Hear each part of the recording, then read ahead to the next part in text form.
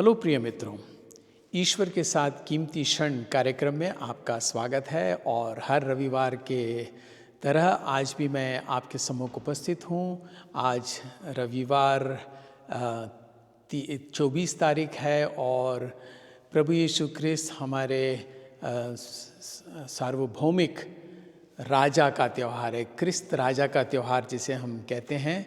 और जहाँ मैं मदार में रहता था वहाँ पर एक क्रिस्त राजा आश्रम होता था। तो क्रिस्त राजा हमारे राजा हैं। और आज आप देख रहे हैं कि हमने क्रिस्त प्रभु यीशु क्रिस्त को एक सोने का मुकुट पहनाया है। उन्हें ठीक तरह से नए कपड़ों के साथ यहाँ पर प्रस्तुत किया जा रहा है। परंतु क्या प्रभु यीशु क्रिस्त हमेशा इस तरह से नज़र आते हैं? नहीं। वास्तव में हमारी जो ईसाइयत का निशान है वो है प्रभु यीशु क्रिस्त क्रूस पर टंगे हुए प्रभु यीशु क्रिस्त। और अगर उनके सर पे अगर कोई ताज है तो वो मुकुट है, तो वो कांटों का ताज या कांटों का मुकुट है, ऐसा सोने का मुकुट नहीं। और वो हमारी पहचान है पूरे विश्व में। केवल आज के दिन हम प्रभु यीशु ख्रिस्त को इस तरह से प्रस्तुत करते हैं। और अगर आप इस वीडियो को पसंद करते हैं तो आप इसे दूसरों के साथ शेयर कर सकते हैं। धन्यवाद। जी हाँ, मैं कह रहा था कि इस तरह से हम प्रभु यीशु ख्रिस्त को केवल वर्ष में एक बार प्रस्तुत करते हैं, सार्वभौमिक राजा के तरह, जो विश्व के राजा हैं, राजाओं के राजा हैं। क्योंकि मैं अभी जल्दी से आपके लिए अंग्रेज़ी में, हालांकि वो कविता अंग्रेज़ी में है, मैं उसको हिंदी में अनुवाद करने की कोशिश करूंगा। पर मैं ये कहना चाहता हूँ कि हालांकि प्रभु यीशु ख्रिस्त क्रूस पर मरे और उनके सिर पे कांटों का मुकुट था, उसके बावजूद वो अंत नहीं था। प्रभु यीशु ख्रिस्त का अंत तो वो तीसरे दिन फिर मृतकों में से जी उठे और अब वो पूरे विश्व में और हर लोगों के दिल में राज करते हैं।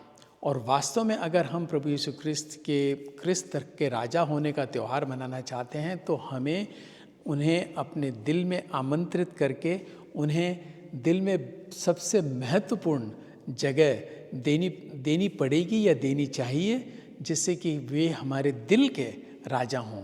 और दिल के राजा होने का अर्थ ये है कि जैसे प्रभु यीशु ख्रिस्त राजा हैं प्रेम से, वो राजा हैं आजकल के महाराजा और राजनेताओं के जैसे नहीं, जो तोपें दाग रहे हैं, जो बंदूकें ले रहे हैं, जो हवाई जहाज और रॉकेट से दूसरों पर आक्रमण कर रहे हैं और न्यूक्लियर बॉम्ब डालना चाह रहे हैं। नहीं, प्रभु यीशु ख्रिस्त का न्यूक्लियर बॉम्ब है प्रेम।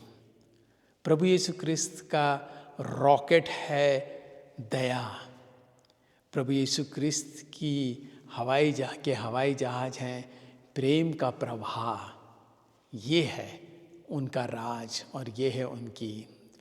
वैसे तो प्रभु यीशु ख्रिस्त के राजा होने के बारे में हम कई बातें कह सकते हैं, परंतु ये एक कविता जो बहुत खूबसूरत कविता अंग्रेज़ी में लिखी गई है और उसका मैं हिंदी में अनुवाद करने की कोशिश करता हूँ जल्दी से आपके लिए, जो वास्तव में पूरी प्रभु यीशु ख्रिस्त के राजा होने की बात को संक्षिप्त में वर्णन कर सकता है।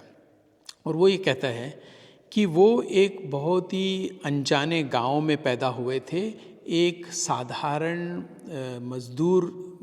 मजदूर करने वाली महिला के द्वारा। और वो कोई दूसरे गांव में उनका पालन पोषण हुआ और कई साल तक वो एक सुतार का काम करते रहे, जब तक उनकी उम्र 30 साल की नहीं हो गई। फिर 3 साल तक उन्होंने एक उपदेश या प्रचार करने का काम किया।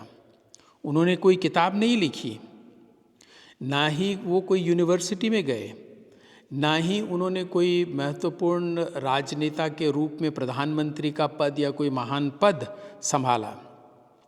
उनके ना तो कोई परिवार था और ना उनके पास कोई घर था। मतलब वो कॉलेज तो गए ही नहीं। उन्होंने कभी कोई बड़े शहर की यात्रा तक नहीं की। और वास्तव में जहाँ वे रहते थे उससे वो 100 मील दूर तो गए ही नहीं। 100 मील दूर से दूर तक भी वो नहीं गए। जहाँ वो पैदा हुए थे, उन्होंने ऐसा कोई बड़ा काम नहीं किया जो अक्सर लोग बड़प्पन से या स्मृति से या पैसों पाई से संबंध रखते हैं।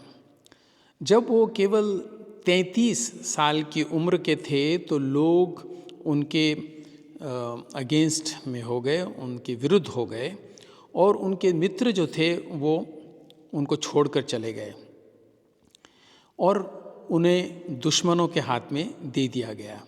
फिर उनके पिलातुस के सामने उनकी एक ऐसी ट्रायल हुई, फिर उन्हें क्रूस पर ठोका गया नेकियों से।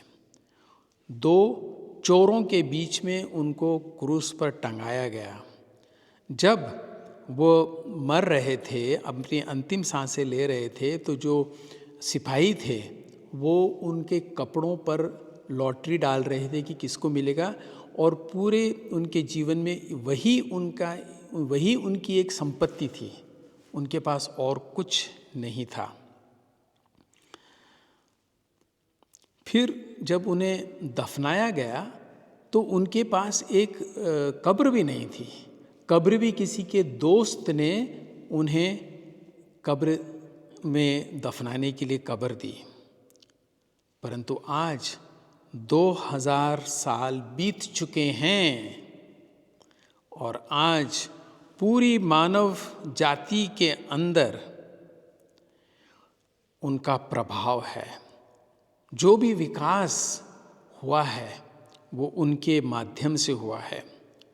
और चाहे दुनिया में कितनी भी सेनाएं हुई हों, चाहे दुनिया में कितने भी भारी शिप चले हों, चाहे दुनिया में कितनी भी संसदें बैठी हों, चाहे दुनिया में कितने भी राजाओं ने राज किया हो, चाहे कितने भी लोगों ने कितना धन कमाया हो, ये सब राजाओं की शक्ति, सब सांसदों की बैठकों के बावजूद किसी ने इस संसार में इतना प्रभाव नहीं छोड़ा जितना इन एक व्यक्ति ने छोड़ा है।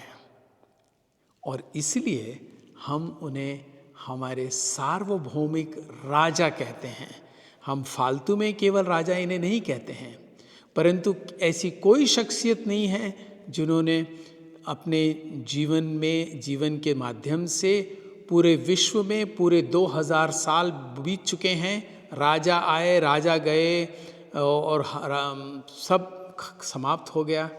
एक जन अभी भी जीवित है और हम जैसे लोग आज भी उनके नाम का प्रचार कर रहे हैं, उनके संदेश, प्रेम और क्षमा की बात को दोहरा रहे हैं। मैं आशा करता हूं कि आप ज़रूर इस राजा को अपने दिल में स्थान देंगे।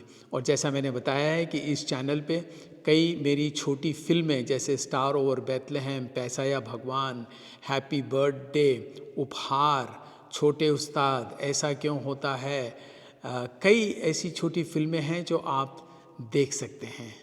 धन्यवाद।